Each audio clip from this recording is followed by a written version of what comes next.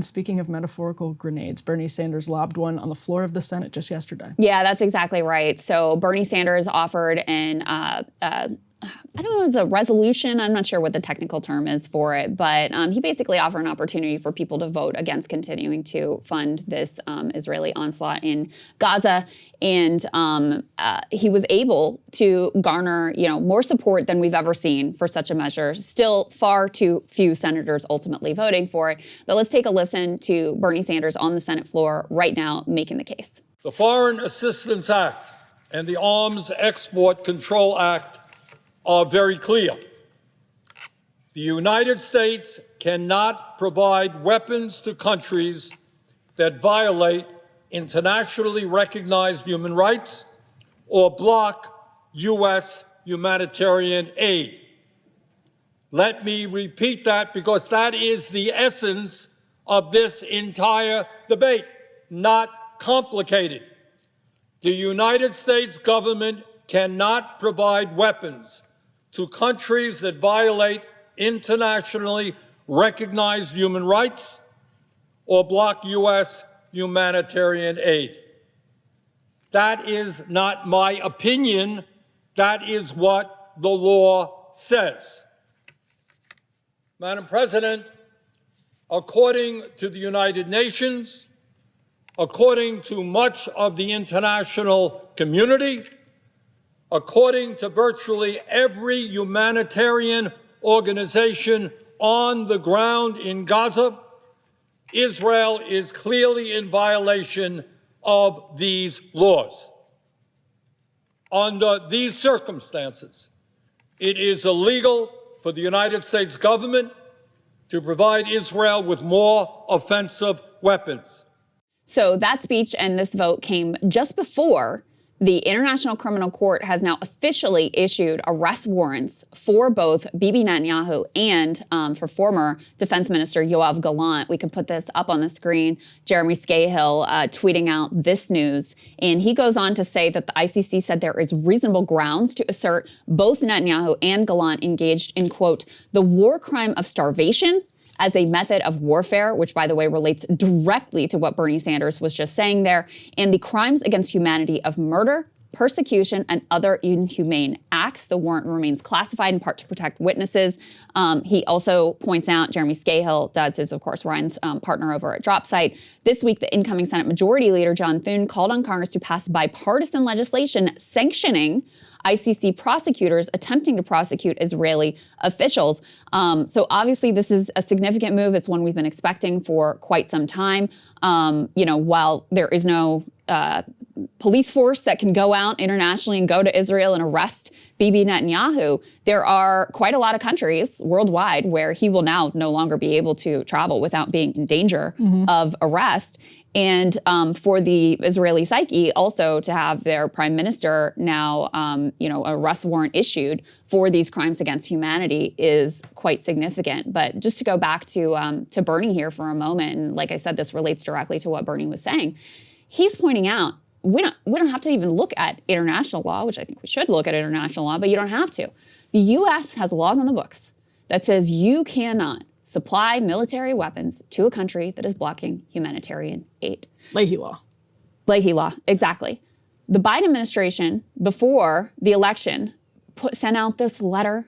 You have 30 days time, Israel, to prove to us that you are not blocking humanitarian aid and to improve the situation on the ground. They laid out specific benchmarks of the number of aid trucks that they wanted to see going. We all know Israel did not meet those benchmarks. Now, the State Department, Ryan pressed them and other journalists pressed them as well. They said, we don't really know. We can't really say. We didn't really assess. And it's like, well, you wrote the letter. You laid down the benchmark. And now you don't know and you can't say. But long story short, once the election was over, lo and behold, we're just going to keep doing what we have been doing. So let me just put this next piece up on the screen, and then, Emily, I'll get your reaction. This is D2. So Bernie did garner some significant support. As I said, this is far too few, but you had 18 Democratic senators and one voting present, but 18 who voted in support of blocking those tank rounds to Israel. They were Heinrich, Hirono, Kaine, Tim Kaine, Angus King, Markey Merkley Ossoff, that's an interesting one because he is Georgia swing state up for re-election in this next election cycle. So that's interesting. Bernie, of course, Schatz, Smith, Elizabeth Warren, Peter Welch, Dick Durbin, Chris Van Hollen, Jean Shaheen, Lujan Warnock, Ossoff's obviously partner down there in Georgia, and Chris Murphy. And Baldwin was present. Carper was a yes, then flipped to no. So again, obviously nowhere close to a majority, but we've never seen this level of resistance to continuing to fund and supply Israel. So in that way, it is noteworthy. Well, and John Ossoff, Ryan pointed this out on X, that is the only Democrat to vote to restrict those weapon shipments to Israel from a state that Donald Trump won. He is up for re-election this coming cycle as well, and that is John Ossoff. So that I do think does speak to the nature of how differently people are seeing this conflict right now. And John Ossoff, by the way, he's a very interesting figure. Mm-hmm. He's sort of far left, progressive on some populist questions. He also obviously has a base in Georgia, so he has to, I think he's genuinely kind of centrist on other things. But all that is to say, he has his thumb very firmly on the pulse of like younger voters. And you've probably noticed this too, and that's one of the things boomer politicians are confounded by when they look at public opinion polling on Israel. I think they totally missed in the election. For example, you've talked about this in your monologues, like how significantly that either depressed the youth vote, depressed youth turnout, depressed youth support for Kamala Harris, or shifted some people to Donald Trump. And we can disagree with the reasons that they would have done that. But younger Americans just see this conflict so incredibly differently because their experiences are post 9/11. Yeah, and also Black Americans tend to have a very different view of this conflict. And obviously Georgia, with a large Black population, Reverend Warnock coming out of the Black church tradition would be very much in touch with that and those historic connections between Black civil rights movements and the struggle for liberation in Palestine. The other thing with the other question with Ossoff is, is this a guy who has presidential ambitions? Who, for him, this vote is also, laying down a marker to distinguish himself on an issue that I think is going to end up being a litmus test in the future for this party, as I hope history reckons with the horrors that unfolded thanks to the Biden administration. And the other thing that's become really clear is, we can put this up on the screen, there was a bit of a question going into the election. This is D3, guys. There was a bit of a question heading into the election, like, oh, are the Biden-Harris people just sort of doing the wrong calculation about how the politics of this work? And they're still in this old model where they think you just have to support Israel and that it's electorally damaging not to do so. And maybe once the election is over, I never really thought this was the case, but anyway, this was a theory, right? Maybe once the election is over, then maybe Biden, look, YOLO, you've got only probably not that much longer time on this earth, but certainly not that much longer time in the White House. Like, you can take a firmer line. You can actually be moral and do the right thing. But the White House was whipping aggressively against this measure from Bernie Sanders, including saying that if you oppose these weapons, you're basically Hamas, classic.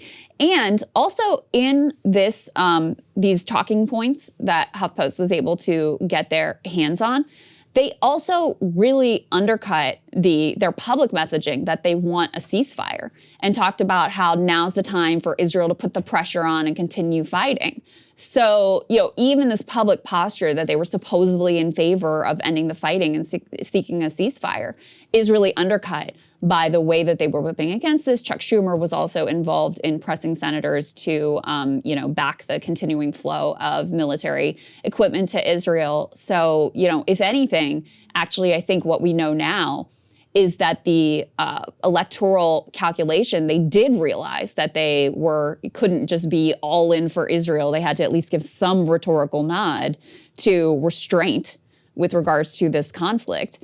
And now that the election is over, Biden can go fully, fully embrace his, I guess, genocidal instincts here and, not even pretend like he wants a ceasefire at this point. One of the things that HuffPost piece points out is something Ryan talked about yesterday. This is really the first time that Congress has considered banning weapon shipments to Israel. So Bernie introduced these joint resolutions of disapproval, and that was basically blocking 6 weapon transfers. So that would be things like guided missiles, tank rounds, mortars, tactical vehicles, and F-15 fighters. So it's very rare that you're actually forcing members of Congress to go on the record on this question. And the Biden administration, to the point you were just making, was pushing so hard precisely because of that. It's not something that they want people going on the record in the middle of the war to point out, because that's just not something we've done historically.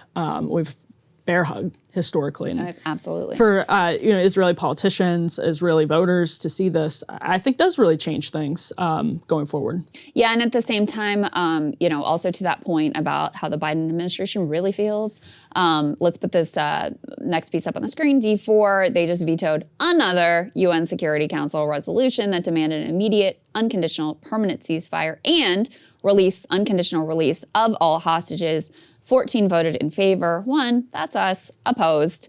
There's a contrast with when Obama was on the way out. He actually allowed some resolution of condemnation of the Israeli occupation to go through the UN Security Council. Once he was already, we're done here. I'm not running I can't run for re-election. He allowed that to go through, and that was noteworthy. Here we have the Biden administration choosing the polar opposite direction. Noteworthy speech given from the Palestinian representative, really, laying things out about the double standards as applied to Israel. Let's take a listen to a little bit of that. Madam President, the world should not grow accustomed to the death of Palestinians, to seeing Palestinian children starving,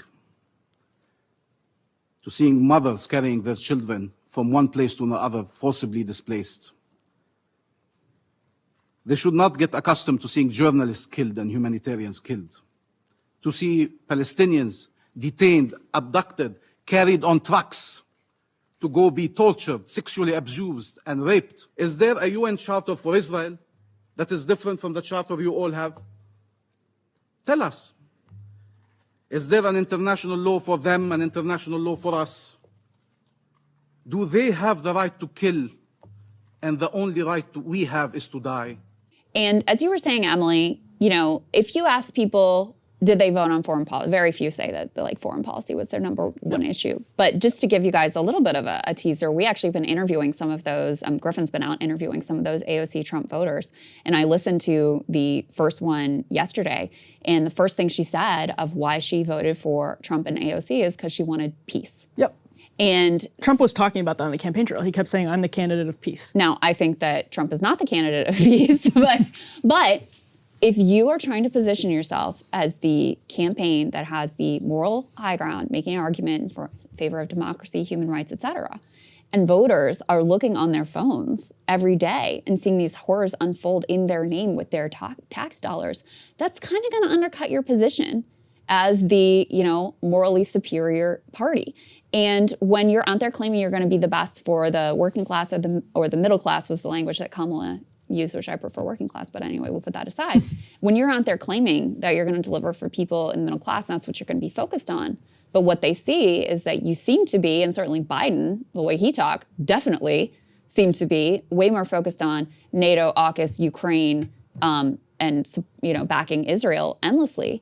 People rightly question whether your commitment to those economic issues is real and whether your commitment to using their tax dollars to actually help them rather than fuel these foreign conflicts is real. So, things are not isolated in the way that pollsters portray or that pundits portray. Mm-hmm. I think that, I'm not going to say it was the only issue. I don't know that it was determinative, but it was significant that the backing of these horrors undercut the Kamala Harris campaign and, helped to usher back in the next Trump administration. In my view, there is no doubt in my mind, and, people are not wrong to be horrified by what this administration has done. And now that the election is over, their true colors are only coming out to an even greater extent than they were previously. 2 points of breaking news. Ryan just posted that the State Department has canceled its briefing today. And Classic. Secondly, Ben Gvir, I'm relying on a translation that Yashar Ali is reading here, but just very recently tweeted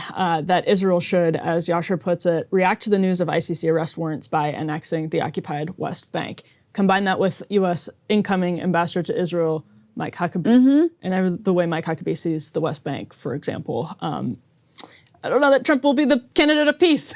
Well, and Miriam Adelson, who backed Trump to the tune of some $100 million, has said this was a top priority for her, the annexation of the West Bank. So, Huckabee, Adelson, and now I would say Trump more aligned with like the Ben-Gvirs and the Smotriches of the world than, you know, not that this is like a great difference, but the Biden administration was like Yoav Galan, who also is a monster and was just, you know, arrest warrant out for him from the ICC as well. But he at least postured like he was interested in some sort of a peace deal. So anyway, I think that's likely where we are headed. Wild. Yeah, indeed. Hey, if you like that video, hit the like button or leave a comment below. It really helps get the show to more people. And if you'd like to get the full show ad-free and in your inbox every morning, you can sign up at breakingpoints.com. That's right. Get the full show, help support the future of independent media at breakingpoints.com.